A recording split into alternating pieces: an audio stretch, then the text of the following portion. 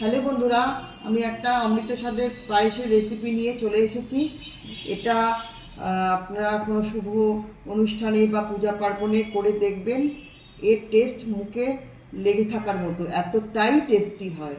তো চলুন এই অমৃত স্বাদের পায়েসের রেসিপিটা করতে আমাদের কী কী উপকরণ লাগে একবার দেখে নিই।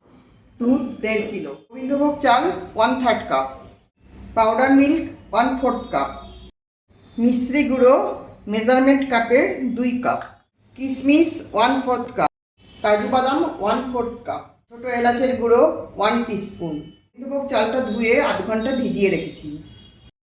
আধ ঘন্টা হয়ে গেছে।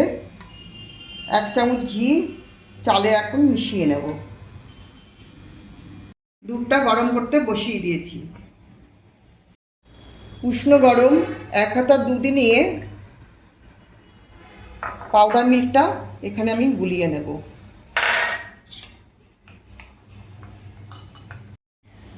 দুধটা ফুটে উঠেছে।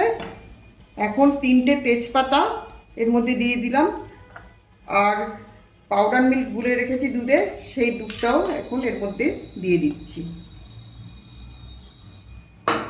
দিয়ে এটাকে ভালো করে ফুটতে দিতে হবে। দুধ কিছুটা ঘন হয়ে গেছে। এখন ঘিয়ে মেশানো গোবিন্দভোগ চালটা আস্তে আস্তে দিয়ে দেবো। চালটাকে ভালো করে দুধের সাথে মিশিয়ে নিয়ে এখন এখানে 1 পিঞ্চ সল্ট আমি দিয়ে দেবো, জাস্ট মানে টেস্টের জন্য।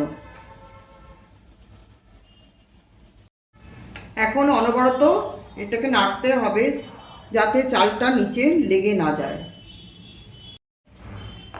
এখানে চালটা সেদ্ধ হয়ে গেছে। এখানে মিশ্রির গুঁড়ো করে রেখেছি 2 কাপ মতো, এটা দিয়ে দেব। মিষ্টির টেস্টটা আপনারা কম বেশি করে নিতে পারেন। মিষ্টির গুঁড়োটা দিয়ে দিয়েছি। এখন অনবরত নাড়তে হবে। এখন এই ঘিয়ে ভেজে রেখেছি কাজু আর কিশমিশ, এটা দিয়ে দেব।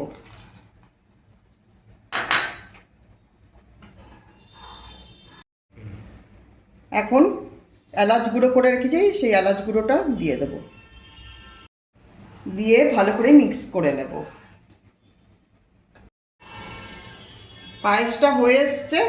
আর একটু ঘন হলে নামিয়ে ঠান্ডা করতে দেব। ঠান্ডা হয়ে গেছে, বলে ঢেলে নিয়েছি। 1 ঘন্টা ফ্রিজে রেখে ঠান্ডা ঠান্ডা সার্ভ করব।